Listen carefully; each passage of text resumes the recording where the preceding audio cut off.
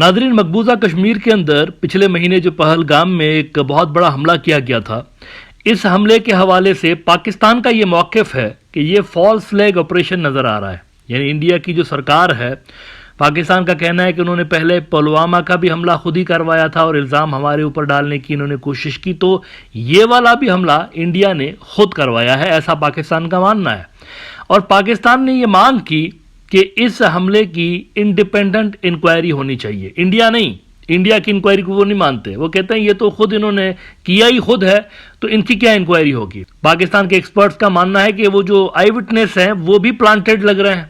यानी उनकी बयानात अगर आप उनके सुने और जिस तरीके के फुटेजेस वहाँ से रिलीज़ की गई हैं, यूँ महसूस हो रहा था कि सब कुछ पहले से प्लान था। बेहतरीन एंगल से वीडियोस उन्होंने भरे हुए हैं और सब कुछ पहले से ही प्लान नज़र आ रहा था। तो पाकिस्तान ने कहा कि इंडिया की इंक्वायरी नहीं चलेगी, यहाँ पर इंडिपेंडेंट इंक्वायरी होनी चाहिए। इंटरनेशनल जो इन्वेस्टिगेटिव एजेंसीज हैं वो आकर यहाँ पर इंक्वायरी करें। चाइना ने भी पाकिस्तान की इस मांग को सपोर्ट किया और कुछ और मुल्कों ने भी पाकिस्तान की इस मांग को सपोर्ट किया। लेकिन अब इंडिया से कैटेगोरिकली इन डिमांड्स को रिजेक्ट कर दिया गया है, जिससे साफ तौर पर यह तासुर मिल रहा है कि चोर की दाढ़ी में तिनका। कुछ तो ऐसा है पहलगाम हमले के हवाले से जिसको इंडिया कवर अप करने की कोशिश कर रहा है। The times of India report कर रहा है कि India rejects Pakistan call for neutral Pahalgam probe. क्यों नहीं इंडिया करने दे रहा है? ऐसा क्या छुपाने की कोशिश की जा रही है कि जिसकी वजह से बेसिक सी पाकिस्तान ने एक डिमांड रखी है? कोई ये ऐसी डिमांड भी नहीं है जिसको ना माना जाए।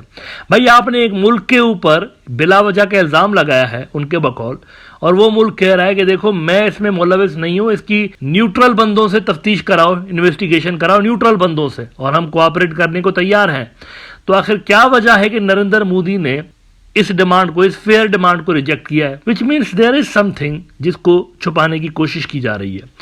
द टाइम्स ऑफ इंडिया कहता है कि India has rejected Pakistan proposal for a neutral probe into the mass killings at Pahalgam by dismissing it as a deception mean to distract attention from Islamabad complicity in the slaughter of innocent tourist.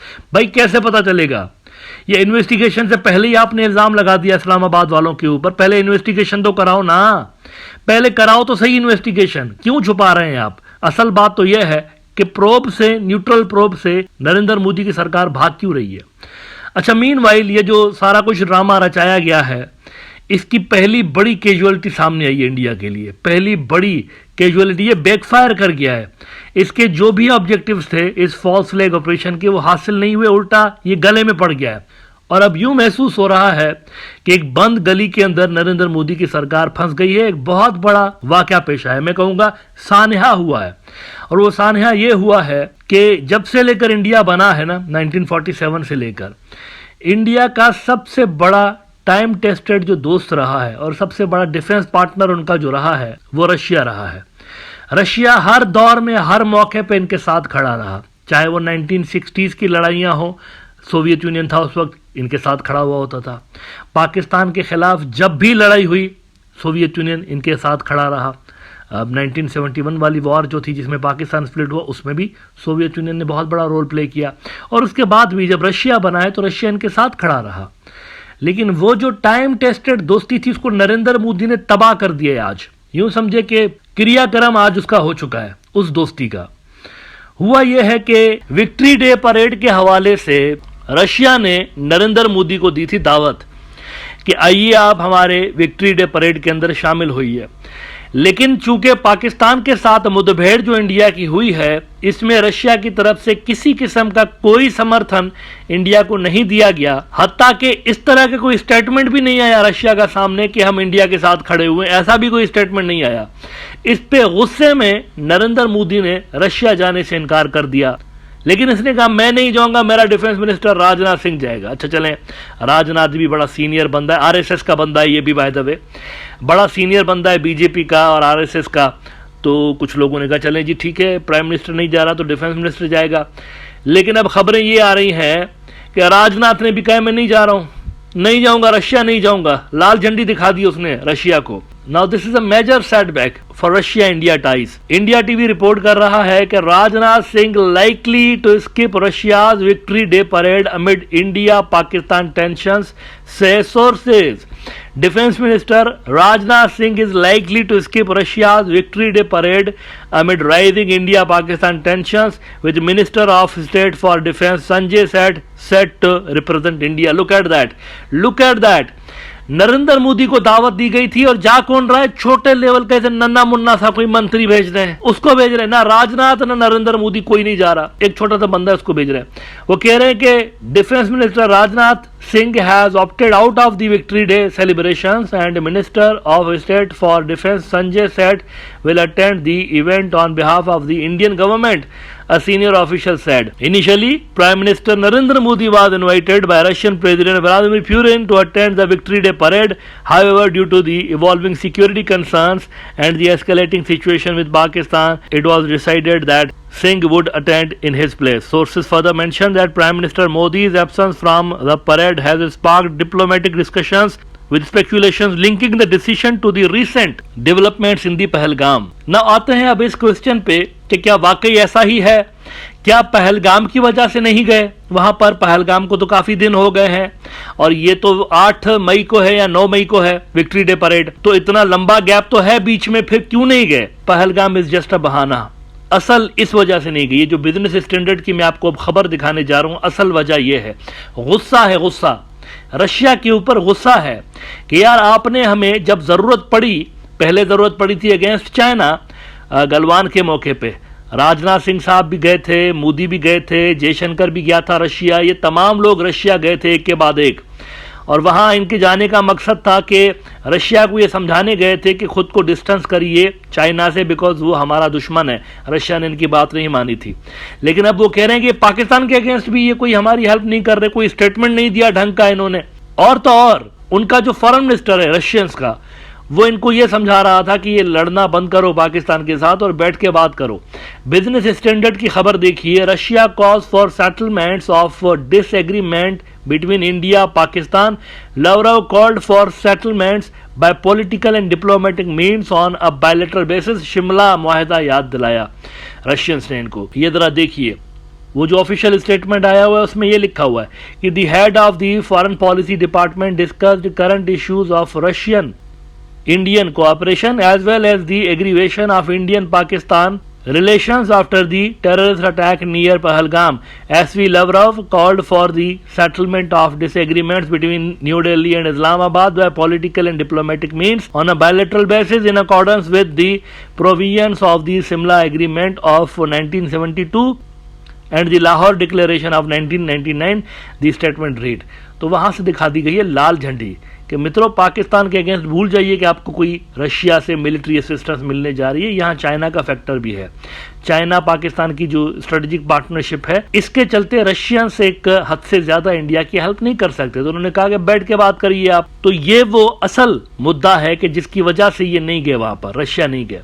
पहले नरेंद्र मोदी नहीं गया, राजनाथ को भेज रहा था, लेकिन जब इनकी रशियन फॉरेन मिनिस्ट्री की ये स्टेटमेंट आई ना, तो इन्होंने राजनाथ को भी भेजने से गुस्से में इनकार कर दिया। तो ये जो इनके ताल्लुकात हैं रशिया और इंडिया के, नरेंद्र मोदी की बेवकूफाना पॉलिसीज की वजह से इनके अंदर आ गया है डेंट बहुत बड़ा। लेकिन इसके अलावा आज एक बहुत बड़ी डेवलपमेंट हुई है, बहुत बड़ी डेवलपमेंट हुई है, मैं समझता हूं उसको लाइटली नहीं लेना चाहिए। रिपब्लिक ऑफ खालिस्तान जो है आपके इल्म में है, इंडिया के अंदर एक बहुत बड़ी और बड़ी पावरफुल सेपरेटिस्ट मूवमेंट चल रही है खालिस्तान की।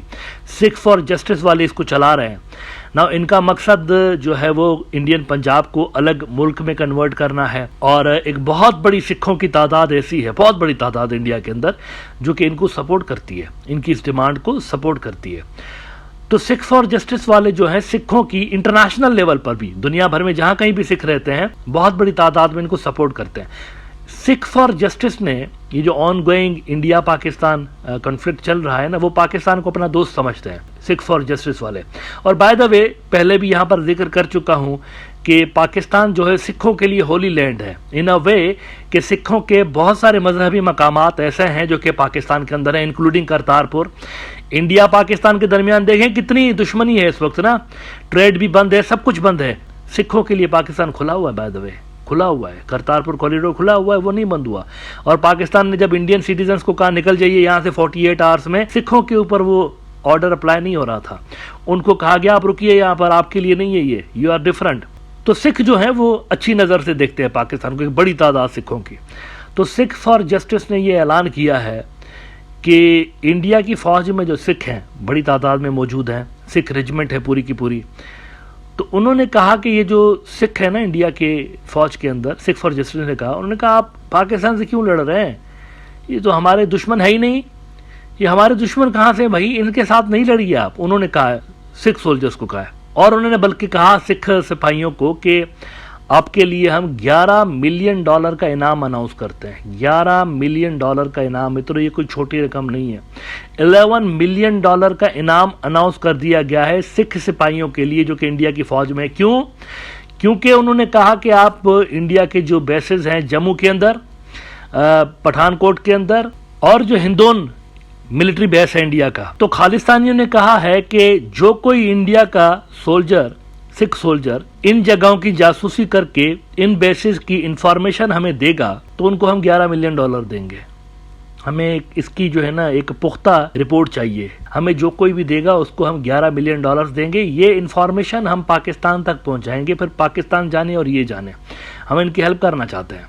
ये बहुत बड़ा अनाउंसमेंट आज उन्होंने किया है। ये आखिर में ज़रा सिख फॉर जस्टिस के जो लीडर है रूह रवां, उनके जो चोटी के नेता हैं गुरपतवंत सिंह पन्नू साहब की ये वीडियो देखिए जो कि उन्होंने इस हवाले से आज रिलीज की हुई है। वाहिगुरु जी का खालसा, वाहिगुरु जी की फतेह।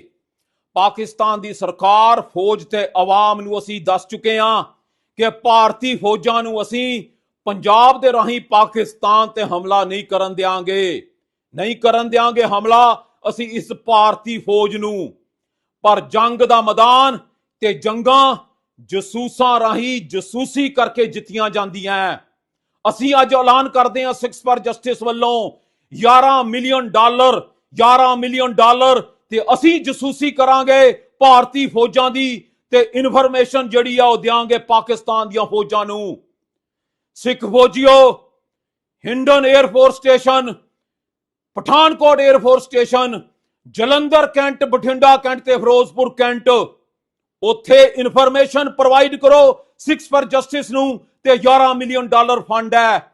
ਇਹ ਅਸੀਂ ਜਸੂਸੀ ਇਨਫੋਰਮੇਸ਼ਨ ਪਾਕਿਸਤਾਨ ਤੇ ਪਾਕਿਸਤਾਨ ਦੀਆਂ ਫੌਜਾਂ ਨੂੰ ਦੇ ਕੇ ਇਸ ਭਾਰਤ ਦੇ ਟੁਕੜੇ ਕਰਨੇ ਐ ਜੇ ਭਾਰਤੀ ਫੌਜਾਂ ਹਮਲਾ ਕਰਦੀਆਂ ਪਾਕਿਸਤਾਨ ਤੇ। ਸਿਕਸ ਫॉर ਜਸਟਿਸ ਐਲਾਨ ਕਰਦੀ ਹੈ ਕਿ ਸਾਡੇ ਜਿਸਮ ਦਾ ਕਤਰਾ ਪੰਜਾਬ ਨੂੰ ਭਾਰਤ ਦੇ ਕਬਜ਼ੇ ਚੋਂ ਆਜ਼ਾਦ ਕਰਵਾਉਣ ਦੇ ਲਈ ਲੱਗੇਗਾ। ਅਸੀਂ ਸਾਥ ਦੇਵਾਂਗੇ ਪਾਕਿਸਤਾਨ ਦੀਆਂ ਫੌਜਾਂ ਦਾ ਪੰਜਾਬ ਨੂੰ ਭਾਰਤ ਦੇ ਕਬਜ਼ੇ ਚੋਂ ਆਜ਼ਾਦ ਕਰਵਾਉਣ ਦੇ ਲਈ। ਜੰਗ ਦੇ ਮੈਦਾਨਾਂ ਚੋਂ ਜਨਮ ਲੈਂਦੇ ਆ ਨਵੇਂ ਦੇਸ਼ ਤੇ ਖਾਲਿਸਤਾਨ ਬਣੇਗਾ, ਇਸ ਜੰਗ ਚੋਂ ਨਿਕਲ ਕੇ ਆਏਗਾ। Hindon air force station, Pathankot air force station, Sikh ਫੌਜੀਓ ਅੱਜ ਤੁਹਾਡੇ ਕੋਲ ਸਮਾਂ ਹੈ। 175 ਸਾਲ ਦੀ ਗੁਲਾਮੀ ਤੁਸੀਂ ਕਰ ਰਹੇ ਹੋ, ਪਹਿਲਾਂ ਬ੍ਰਿਟਿਸ਼ ਦੀ, ਅੱਜ ਇਸ ਹਿੰਦੁਸਤਾਨ ਦੀ ਫੌਜਾਂ ਨੇ ਦਰਬਾਰ ਸਾਹਿਬ ਟੈਟੇਰੀ ਕੀਤਾ ਤੇ ਤਿਰੰਗਾ ਚੜਾਇਆ ਉੱਥੇ। ਸਾਹਿਬ ਸ੍ਰੀ ਗੁਰੂ ਹਰਗੋਬਿੰਦ ਸਾਹਿਬ ਦਾ ਸਰੋਵਰ ਖੂਨ ਨਾਲ ਭਰ ਦਿੱਤਾ। ਨਵੰਬਰ 84 ਦੇ ਵਿੱਚ ਸਿੱਖ ਨਸਲਕੁਸ਼ੀ ਕੀਤੀ। ਫੌਜੀਓ ਤੁਹਾਡੀਆਂ ਲਾਸ਼ਾਂ ਵੀ ਉੱਥੇ ਸੀ, ਜ਼ਿੰਦੇ ਸਾੜ ਦਿੱਤਾ ਤੁਹਾਨੂੰ, ਤੇ ਤੁਹਾਡੀਆਂ ਬੀਬੀਆਂ ਦੀ ਕਤਲੋਗਾਰਤ ਹੀ ਨਹੀਂ ਕੱਲੀ ਕੀਤੀ, ਉਹਨਾਂ ਦੀ ਇੱਜ਼ਤ ਲੁੱਟੀ ਗਈ ਤੇ ਵਿਧਵਾ ਕਾਲੋਨੀ ਬਣੀ। ਮੱਥੇ ਤੇ ਕਲੰਕ ਹੈ ਸਿੱਖ ਫੌਜੀਓ ਤੁਹਾਡੇ ਤੇ ਸਾਡੇ ਸਿੱਖ ਬੀਬੀਆਂ ਵੱਲੋਂ। ਸਿੱਖ ਫੌਜੀਓ ਤੁਸੀਂ ਜਸੂਸੀ ਕਰੋ, ਹਥਿਆਰ ਪਾਕਿਸਤਾਨ ਦੇ ਖਿਲਾਫ ਨਹੀਂ ਚੱਲਣਾ ਚਾਹੀਦਾ, ਸਿਰਫ ਪੰਜਾਬ ਦੀ ਆਜ਼ਾਦੀ ਲਈ ਚੱਲਣਾ ਚਾਹੀਦਾ ਹੈ। ਯਾਦ ਰੱਖੋ, ਪਾਕਿਸਤਾਨ ਜ਼ਿੰਦਾਬਾਦ, ਖਾਲਿਸਤਾਨ ਜ਼ਿੰਦਾਬਾਦ।